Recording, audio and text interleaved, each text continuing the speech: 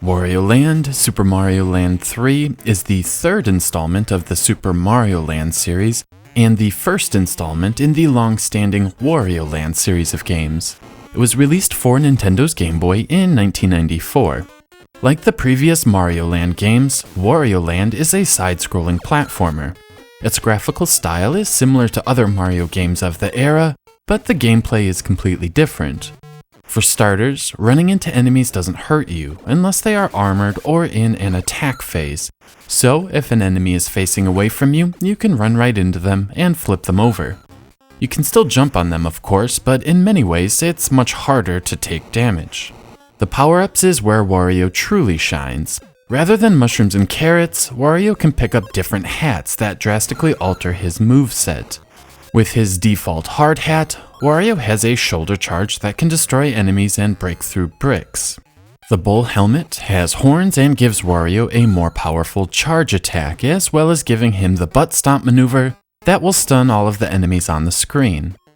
The jet helmet increases Wario's speed and allows him to fly short distances. Lastly, the dragon helmet features a flamethrower that lets you torch enemies from a safe distance.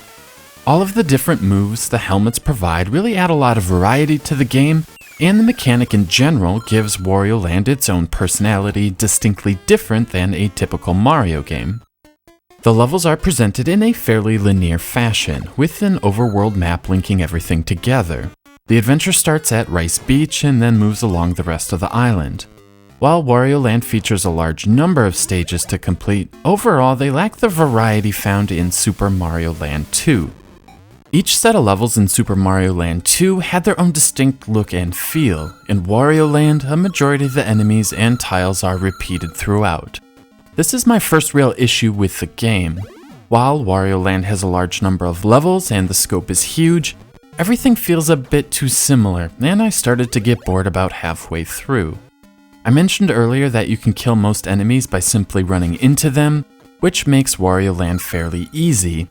Combine this with the level design that repeats a bit too often, and the whole experience starts to lack that Nintendo charm.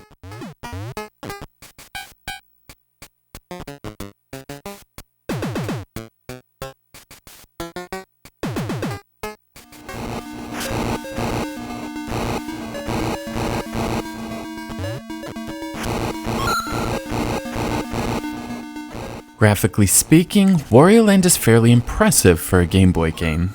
Wario himself is fairly detailed, even showing off individual teeth.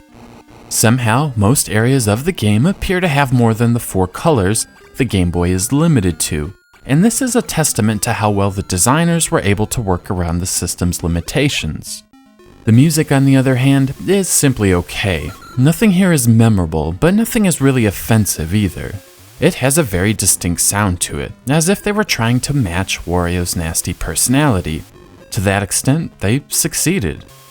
Wario is the anti-Mario, so the music is anti-Mario. We aren't here to save the princess, we are here to build up our bankroll and rebuild after Mario crumbled our castle. While playing through Wario Land, you may notice some strange skulls that don't seem to do anything. These are actually doors that require a special key. You need to search for a hidden path that will lead you to a secret key to then unlock the secret door. Behind the door will be a giant treasure box with treasure. Wario then steals the treasure and it will be displayed on the treasure screen. Based on this screen, I haven't even made a dent in discovering all of Wario Land's secrets.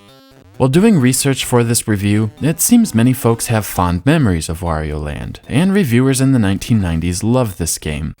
Playing it for the first time without the benefit of nostalgia, I'm struggling to understand the high review scores. Wario Land is a solid little platformer for sure, but it's also underwhelming. The game is incredibly easy, and the level design lacks variety. Thankfully, the controls are solid, and the gameplay does mix things up a bit with the different hat power-ups.